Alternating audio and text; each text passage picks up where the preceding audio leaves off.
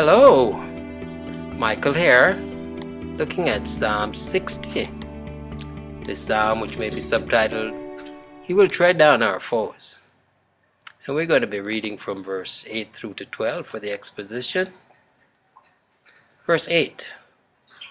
Moab is my washpot. Over Edom will I cast out my shoe. Philistia, triumph thou because of me. Verse 9. Who will bring me into the strong city? Who will lead me into Edom? Verse 10.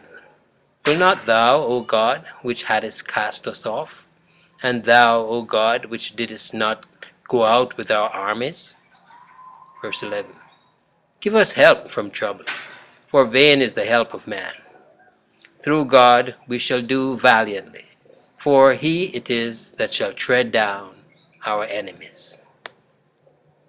And so as we look to the treasury of David, let's read verse 8 again. Moab is my washpot. Over Edom will I cast out my shoe. Philistia, triumph thou because of me. Spurgeon pens.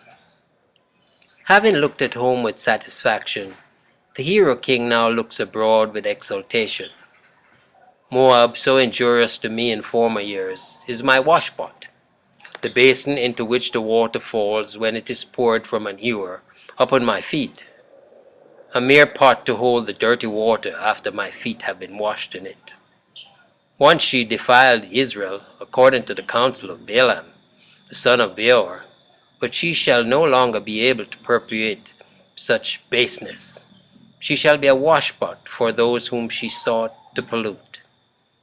The wicked, as we see in them the evil, the fruit, and the punishment of sin, shall help on the purification of the saints. This is contrary to their will and to the nature of things, but fate finds honey in the lion and a washpot in filthy Moab. David treats his foes as but insignificant and inconsiderable. The whole nation he counts but as a footpath for his kingdom. Over Edom will I cast out my shoe. As a man when bathing throws his shoes on one side, so would he obtain his dominion over haughty Esau's descendants as easily as a man casts a shoe. Perhaps he would throw his shoes as nowadays men throw their glove, as a challenge to them and to dare dispute his sway. He did not need draw a sword to smite his now crippled and utterly despondent adversary, for if he dared revolt, he would only need to throw his slipper at him, and he would tremble. Easily we are victors when omnipotence leads the way. The day shall come when the church shall with equal ease subdue China and Ethiopia to the scepter of the Son of David. Every believer also may by faith triumph over all difficulties and reign with him, who hath made us kings and priests. They overcame through the blood of the Lamb, shall yet be said of all who rest in the power of Jesus. Philistia, triumph thou because of me. Be so subdued as to rejoice in my victories over my other foes. Or does he mean, I who smote thy champion have at length so subdued thee, that thou shalt never be able to rejoice over Israel again? But if thou must needs triumph, it must be with me, and not against me. Or rather, is it a taunt and defiance, a piece of irony, a proud Philistia? Where are thy vaunts? Where now thy haughty looks and promised conquest? Thus dare we defy the last enemy? O death, where is thy sting? O grave, where is thy victory? So utterly hopeless is the cause of hell when the Lord comes forth to the battle, that even the weakest daughter of Zion may shake her head at the enemy and laugh him to scorn. O the glorifying of faith! There is not a grain of vainglory in it, but yet her holy boastings none can hinder. When the Lord speaks the promise, we will not be slow to rejoice and glory in it. Verse 9 that reads, Who will bring me into the strong city? Who will lead me into Edom?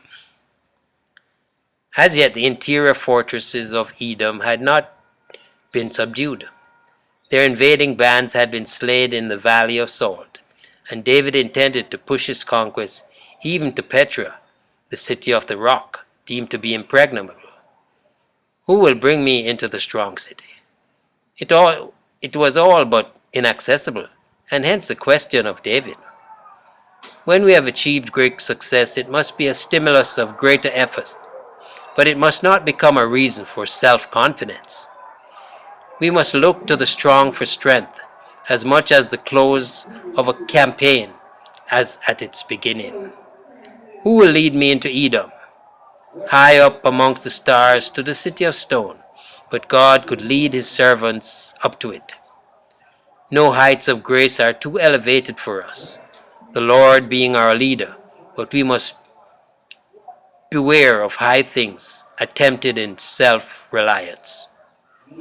Excelsior is well enough as a cry, but we must look to the highest of all for guidance. Joab could not bring David into Edom. The veterans of the Valley of Salt could not force the passage, yet was it to be attempted, and David looked to the Lord for help. Heathen nations are yet to be subdued. The city of the seven hills must yet hear the gospel.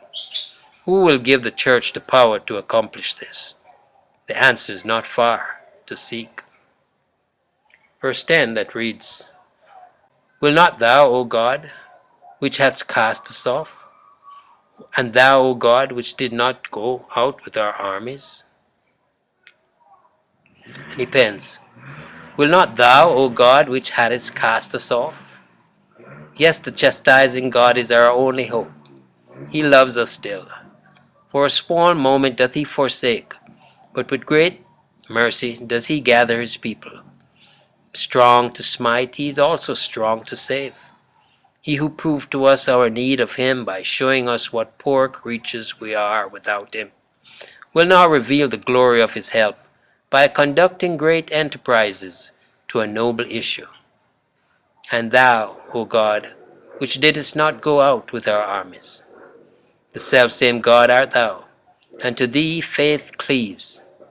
Though thou slay us, we will trust in thee, and look for thy merciful help. Verse 11. Give us help from trouble, for vain is the help of man. Give us help from trouble. Help us to overcome the disaster of civil strife and foreign invasion. Save us from further incursions from without and divisions within. Do thou, O Lord, work this deliverance, for vain is the help of man.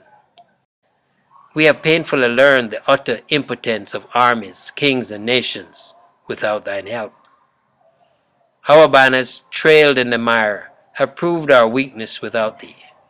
But yonder standard borne aloft before us shall witness to our valor now that thou hast come to our rescue.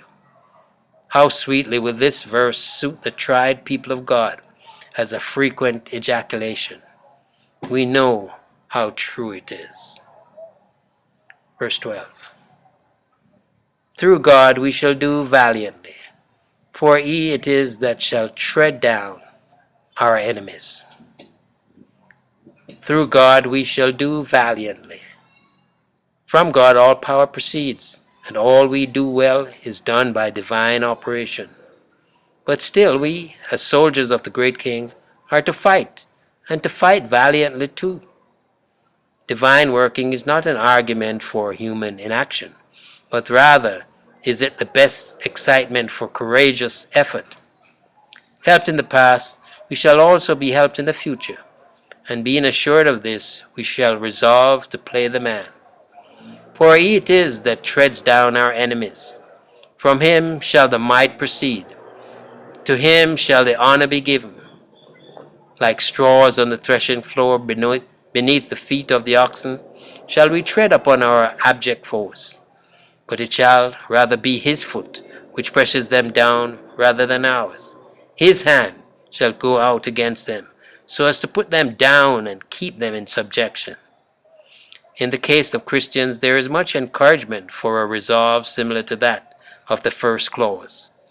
We shall do valiantly. We will not be ashamed of our colors, afraid of our foes, or fearful of our cause. The Lord is with us. Omnipotence sustains us, and we will not hesitate. We dare not be cowards. Oh, that our King, true David, were come to claim the earth. For the kingdom is the Lord's, and he is the governor among the nations. Yes, indeed. Trust you enjoy the meditations, the exposition on Psalm 60. Michael here declaring yet again, Jesus is Lord. Until next time, be blessed.